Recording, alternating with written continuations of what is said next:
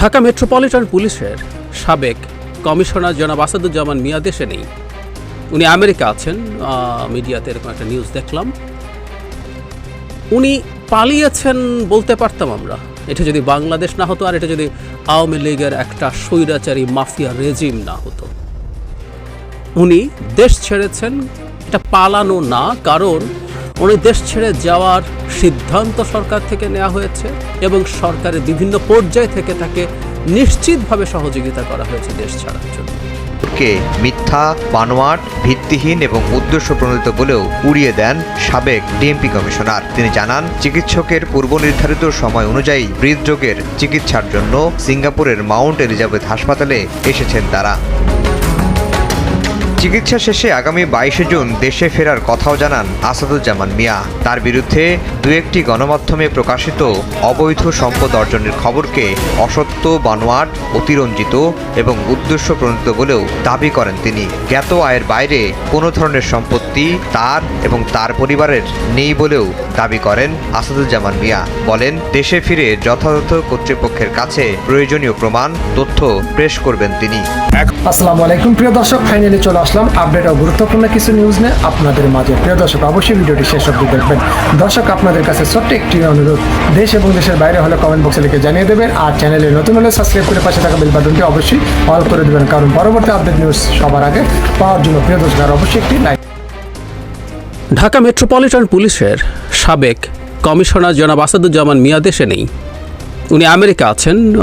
মিডিয়াতে এরকম একটা নিউজ দেখলাম। উনি পালিয়েছেন বলতে পারতাম আমরা, এটা যদি বাংলাদেশ না হতো, আর এটা যদি আওয়ামী লীগের একটা স্বৈরাচারী মাফিয়া রেজিম না হতো। উনি দেশ ছেড়েছেন, এটা পালানো না, কারণ উনি দেশ ছেড়ে যাওয়ার সিদ্ধান্ত সরকার থেকে নেওয়া হয়েছে এবং সরকারের বিভিন্ন পর্যায় থেকে তাকে নিশ্চিতভাবে সহযোগিতা করা হয়েছে দেশ ছাড়ার জন্য। মানে এটা একটা প্যাটার্নে দাঁড়িয়ে গেছে। সরকারকে সার্ভ করা কিছু কিছু মানুষের ব্যাপারে স্পেসিফিক তথ্য আসবে, তার সম্পদ নিয়ে, তার লুটপাট নিয়ে, বিভিন্ন জায়গায় একেবারে রীতিমতো দাগ নাম্বার দিয়ে সম্পত্তি, ফ্ল্যাট নাম্বার দিয়ে ফ্ল্যাটের নাম ইত্যাদি ইত্যাদি। তারপর উনি দেশে থাকবেন না। It was very predictable in fact. যাই হোক, সেটা হলো, সেটা হবারই কথা ছিল। কিন্তু আমি একটা ব্যাপার একটু আলোচনা করতে চাই। মানে এই আলাপটা আমাদের কেউ কেউ করছেন যে জনাব বেনজিরের ক্ষেত্রে যা হলো, জনাব আজিজের ক্ষেত্রে যা হলো, বা এই মুহূর্তে জনাব আসাদুজ্জামান মিয়াকে নিয়ে যা হলো, আমরা ধারণা করতে পারি ভবিষ্যতে হয়তো আরও কিছু কিছু আসতে পারে। কেউ কেউ বলার চেষ্টা করছেন যে এটা আসলে সরকারের দিক থেকে এক ধরনের আইওয়াশ, সরকার এটা প্ল্যান করে করছে এবং এই করাতে তার কোনো সমস্যার কিছু নাই। এটা নিয়ে অনেকেই খুবই উচ্ছ্বাস দেখাচ্ছেন, কিন্তু আদতে এতে সরকারের কোনো ক্ষতি নাই, সরকারের কোনো সমস্যা নাই। সরকারের খুব নির্বিষ ধরনের, খুবই আমি মানে বলার চেষ্টা করছেন যে খুবই, আমরা দুধভাত বলি না, এটা দুধভাত ধরনের কাজ হচ্ছে। আমি এই একটা জায়গায় দ্বিমত করি। আমরা একটু প্রথম জনাব বেনজিরের ক্ষেত্রে আসি। বেনজিরের ক্ষেত্রেও তাকে আসলে দুদক রীতিমতো অ্যাকশনে গেছে, এই ক্ষেত্রে অ্যাকশনে যায়নি, কারণ জনাব ওবায়দুল কাদেরের মনে হচ্ছে তেমন কোনো অভিযোগ নাকি এখনও আসে নাই। আমরা যদি রিপোর্টটা পড়ি তাহলে খুব ভালো মতো দেখতে পারি যে ওখানে কত বিস্তারিতভাবে, কত নির্দিষ্টভাবে তথ্য দেওয়া হয়েছে, এরপর নাকি আসে না। যাই হোক, ওনার কথাকে খুব গুরুত্ব দেওয়ার কিছু নাই, এটা আমরা খুব ভালো মতো বুঝি। কিন্তু জনাব বেনজিরকে সামন দিয়েছেন, তার সম্পত্তি এবং ব্যাংক অ্যাকাউন্ট ফ্রিজ করেছে সরকারের দিক থেকে, সেটা আমরা দেখতে পেয়েছি।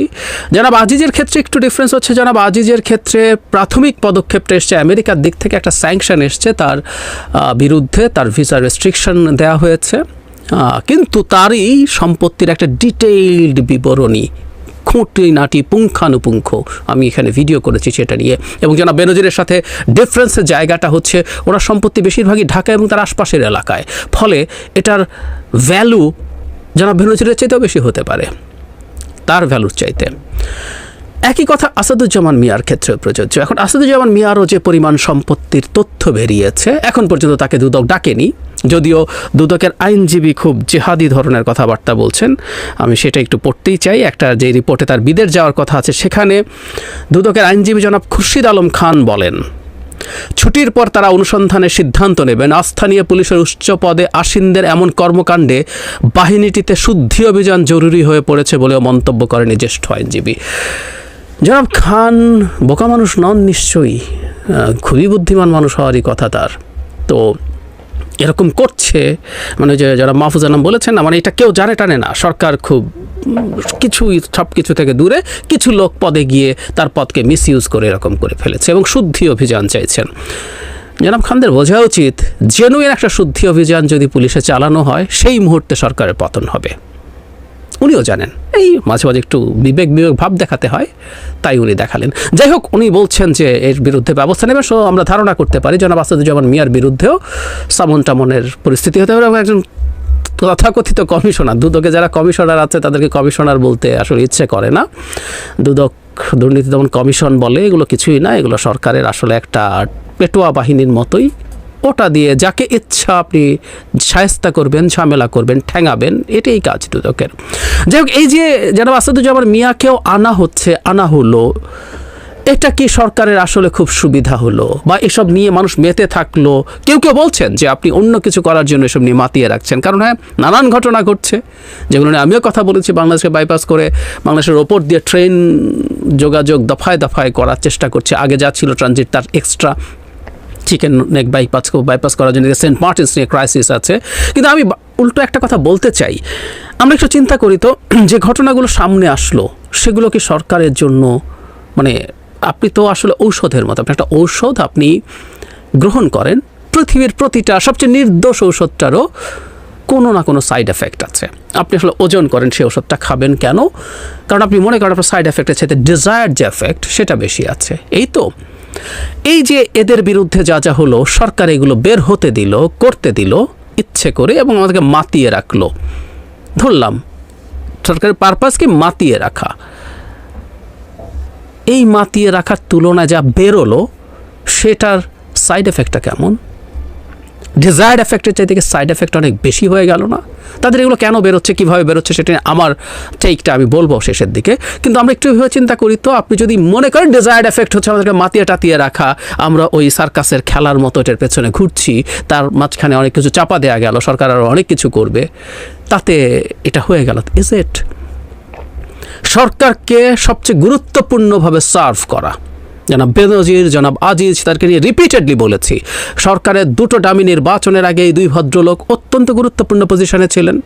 জনাব মিয়াও ঢাকার কমিশনার ছিলেন, সবচেয়ে লোভনীয় পদগুলোর একটা ছিল। এবং হাওয়ায় শোনা যায়, হাওয়ায় ভাষা, আমি জানি না, আমি এটা হাওয়ায় ভাষায় বলেই বলছি, রাতের ভোটের আইডিয়া নাকি এই জনাব মিয়ার ব্রেইন চাইল্ড, হোয়াট এভার, জারি হোক না কেন। সো এইরকম সার্ভ করা মানুষগুলোকে তো আপনি আসলে খেতে দিয়েছেন, সম্পত্তি বানাতে দিয়েছেন, এটাই ট্রেড অফ। সেটাকে আপনি এখন সামনে আনলেন এবং সরকারের ক্ষমতায় থেকে গুরুত্বপূর্ণ পদে থাকা মানুষজন এই পরিমাণ করাপশন করছে, এটি সরকারের জন্য অকল্পনীয় রকম ডিজাস্টার। আসলে কেন বলছি, আপনি আসলে এটা বলতে পারেন না, আপনি জানেন না। আপনি যখন ক্ষমতায় থাকেন, এই ধরনের পদে যারা আছে তাদের প্রত্যেকের তথ্য আসলে বিভিন্ন গোয়েন্দা সংস্থা দিয়ে আপনি নেন নিয়মিতভাবে। ওগুলো রিপোর্ট একেবারে সর্বোচ্চ পর্যায় পর্যন্ত, যেটা সবাই জানেন, সবাই খুব স্পষ্টভাবে জানেন। সো এখানে এসে আপনি যখন বলবেন আমি তো জানতাম না বেনজির কী করেছে, এবার আমি যেহেতু জেনেছি আমি ব্যবস্থা নেব, আমি তো জানতাম না জনাব আজিজ কী করেছে, জনাব আসাদুজ্জামান মিয়া কী করেছে, এবার আমি ব্যবস্থা নেব, এটা বলার আসলে সুযোগ নাই। সুতরাং এই সরকার এই লোকগুলোর সাম পার্সেন্টেজ, আই রিপিট, আমি বহুবার বলেছি, it's the tip of the iceberg, বা এভাবে বলে টিপ অফ দ্য আইসবার্গ। তাদের মূল সম্পত্তি এই দেশে রাখে নাই তারা যথেষ্ট বুদ্ধিমান লোক, অতি চালাক চতুর লোক, অন্তত সম্পত্তি কেমনে রক্ষা করতে ওইটুকু বুদ্ধি তাদের আছে, তারা সেটা বাইরে রেখেছে। কিন্তু দেশেও যতটুকু আছে সেটার যে অঙ্ক দেখা যায়, এটা এই সরকার যে একটা আদতে মাফিয়া সরকার হয়ে গেছে খুব সহজে সেটা প্রমাণ করে, খুব সহজে প্রমাণ করে। এই প্রমাণটা সরকার মাথায় নিতে কি প্রস্তুত? কারণ যখন আমেরিকা, আমি দেশকে ও পাত্তা টাত্তা দেয় বলে আমি মনে করি না, যখন আমেরিকা দুর্নীতি নিয়ে সরকারের সাথে কথা বলছে, চাপ দেওয়ার কথা বলছে, আলোচনার কথা বলছে, দুর্নীতি নিয়ে কাজ করার কথা বলছে, এবং আমি আগে বলেছি, এটার প্রাসঙ্গিকভাবে আবারও বলি, জনাব আজিজকে স্যাংশন দেয়নি তো সরকার একটা টুশব্দও করে নাই, যদিও র্যাবের স্যাংশনের পর অনেক উচ্চবাচ্য করেছিল, খুব কঠোর কঠোর কথা বলেছিল। তো তাই যদি হয়ে থাকে, আমাদের এই ব্যাপারটা তো মাথায় রাখতে হবে। যে সরকার খুব স্বাচ্ছন্দ্যে নাই। সো একটার পর একটা করাপশন যখন বেরোচ্ছে এবং এই মানুষগুলো যখন পালিয়ে দিতে হচ্ছে, কারণ আপনি যদি এদের কাউকে ধরে টরে ফেলেন এটা তো আসলে বিপদ, কারণ আপনার হয়তো তখন সার্ভ করবে কে করবে? ঠিক আছে, খেতে দিলাম, দেশের কিছু আমি বাজেয়াপ্ত করলাম, তোমরা যাও। দেশের বাজেয়াপ্তগুলো অবশ্য সরকারের সাথে হ্যাডামওয়ালা কেউ, এই বেনজিরের বলি বা মিয়ার বলি, এগুলো দখল করবে, কিন্তু তুমি বাইরে যাটা আছো এটা নিয়ে খাও, এটুকু ছাড়ো। এই ডিলও কেউ নেই, কিন্তু আপনি আবার জেলে টেলে ধরে নিয়ে যাবেন, এই ডিল তো অনেকে নেবে না, ফলে আপনি ছেড়ে দিচ্ছেন। কিন্তু এই যে তথ্য বেরোচ্ছে, এই তথ্য তো সরকারের জন্য ডিজাস্টারাস। আবারও বলছি, আমাদের জন্য না। আপনি ভোট কেয়ার করেন না, আপনি গায়ের জোরে ক্ষমতায় আছেন। আমরা এই সরকার যে এরকম ভয়ঙ্কর রকম চোর ডাকাত, এগুলো আমরা অনেক আগে থেকে জানি, তাতে কিছু আসে যায় না। কিন্তু এই যে তথ্য বিশ্বের সামনে বেরোচ্ছে, বিশেষ করে আমেরিকার সামনে বেরোচ্ছে, আপনার লম্বা কথা, লম্বা চড়া কথাগুলো তো সব আর থাকছে না। তাহলে সরকার এগুলো ফাঁস করে আমাদেরকে নাচাচ্ছে। আমি এই আর্গুমেন্টটা গ্রহণ করি না। ঘটনা কী ঘটছে বলে আমি মনে করি সেটা শেষে বলছি। এটা আমি আমার টেকটা বলি, আমার অ্যানালিসিসটা বলি, আমার অপিনিয়নটা বলি। সেটা হচ্ছে, আমি সিরিয়াসলি মনে করি সরকারের মধ্যে ওই যে একসময় রাজতন্ত্রে প্রাসাদ ষড়যন্ত্র হতো, সরকারের মধ্যে প্রাসাদ ষড়যন্ত্র হচ্ছে। কারণ এই সরকারের ভবিষ্যতে পাওয়ারফুল কারা হবেন? বর্তমান প্রধানমন্ত্রীর পরে কে? অনেকগুলো বিভিন্ন জায়গায় পাওয়ার সেক্টর তৈরি হয়েছে। অলিগার্কি বলেন বা মাফিয়া স্টেট বলেন, বিভিন্ন জায়গায় মাফিয়ারা আছে, বড় বড় অলিগার্করা আছে। কোন অলিগার্ক কতটুকু খাবে, এইভাবে পরস্পরের সাথে লেগেছে। যে পরিমাণ স্পেসিফিক তথ্য আমরা দেখছি, এই তথ্য সরি এভাবে বলার জন্য অনেকেই অনুসন্ধান দেখাচ্ছেন, এই অনুসন্ধান করে এগুলো বের করা হয়েছে তা না। সর্বোচ্চ যেসব অনুসন্ধান হয়, এই অনুসন্ধানগুলো হয়তো টু সাম এক্সটেন্ট তারা চেক করেছেন, কিন্তু যাবতীয় তথ্য আমি যেরকমভাবে দেয়া হয়েছে, আমি ব্যক্তিগতভাবে কনভিন্সড যে কোনো না কোনো এজেন্সি এগুলো তাদের হাতে তুলে দিচ্ছে। একই কথা প্রযোজ্য এস আলমের ক্ষেত্রে। ওদের টাকা পাচারের যে রিপোর্ট ডেইলি স্টারে এসছে, আমি ধারণা করি সেটাও তুলে দেওয়া হয়েছে। তার মানেটা হচ্ছে এই পরস্পরের মধ্যে আসলে এখন লেগে গেছে, এবং সেই লেগে যাওয়ারই একটা আউটকাম আমরা সামনে দেখতে পাচ্ছি। সো এটা একটা উপসর্গ। জনাব বেনজির, জনাব মিয়া, আরও কেউ আসবে, এই কারণেই বলছি, আরও কেউ আসবে। সো এই উপসর্গের কারণে, পরস্পরের ক্ল্যাশের কারণে রোগটা হচ্ছে তাদের মধ্যে প্রচণ্ড গৃহদাহ তৈরি হয়েছে, এবং এই সময় এটা অনিবার্য ছিল। ফলে আমরা এই একটা ব্যাপারে যাতে অন্তত এভাবে মনে না করি, মানে যেটা হয়েছে, সরকার তো আমাদেরকে যা তা বানিয়ে বহু বছর ক্ষমতায় থেকে গেছে, আমরা খুব অমনিপোটেন্ট মনে করি সরকারকে, এবং আমরা প্রায় শুনি, বিশেষ করে প্রধানমন্ত্রী সম্পর্কে বলা হয় যে উনি সব কিছু ম্যানেজ করে ফেলতে পারেন। খুব শুনি, আমি ব্যক্তিগতভাবে শুনি, এবং আমি আওয়ামী লীগের অনেক নেতার সাথে টকশো করি, আমি তাদের মধ্যে এক ধরনের পারসেপশন গভীরভাবে প্রথিত দেখি, আর শি ক্যান ম্যানেজ এভরিথিং। ফলে আমরা মনে করি তার যাই হচ্ছে সব কিছু আসলে তার ইচ্ছায় হচ্ছে, তাদের মতো করে হচ্ছে, তাদের স্ক্রিপ্ট অনুযায়ী হচ্ছে। সরি, সব কিছু না। ভীষণ শক্তিশালী কারোরও দুর্বলতা শুরু হয়, এবং ওই দুর্বলতাটাই একসময় তার জন্য চরম সংকট তৈরি করে। সুতরাং বেনজির আজিজ বা আসাদুজ্জামান মিয়ার ক্ষেত্রে যা হচ্ছে, এটা আওয়ামী লীগের একটা চরম বিপদের দিন, দুর্যোগের দিনেরই একটা ক্লিয়ার পূর্বাভাস দেয় বলে আমি মনে করি।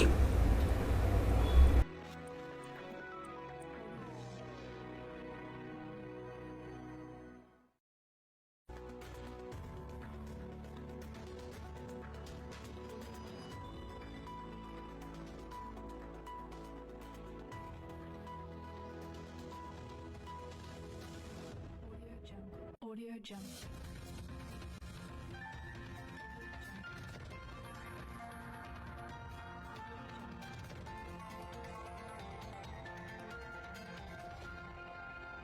Audio Jungle.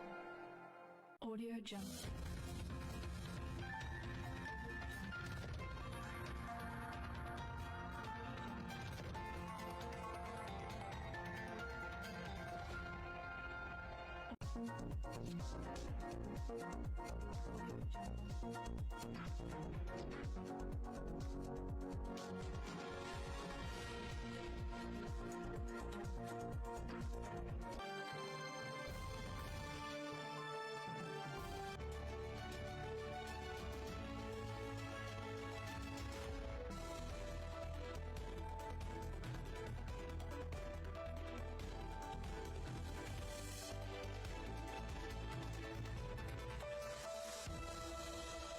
Audio Jungle.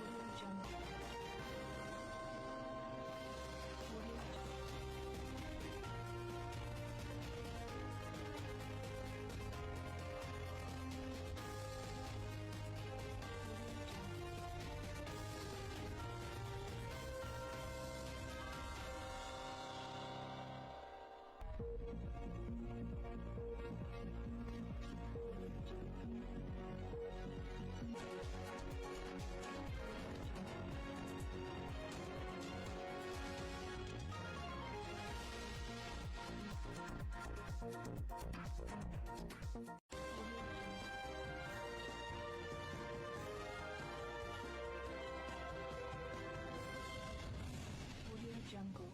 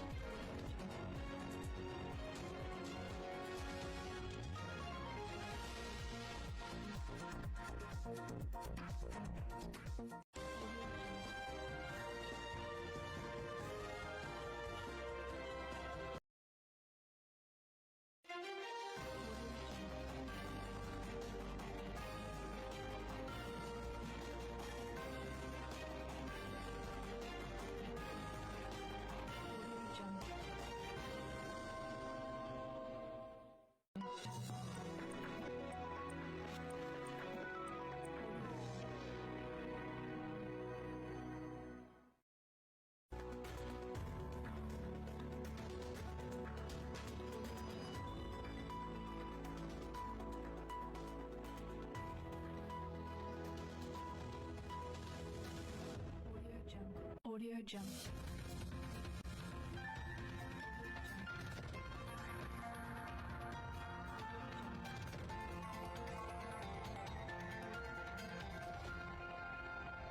Audio Jungle. Audio Jungle. Audio Jungle.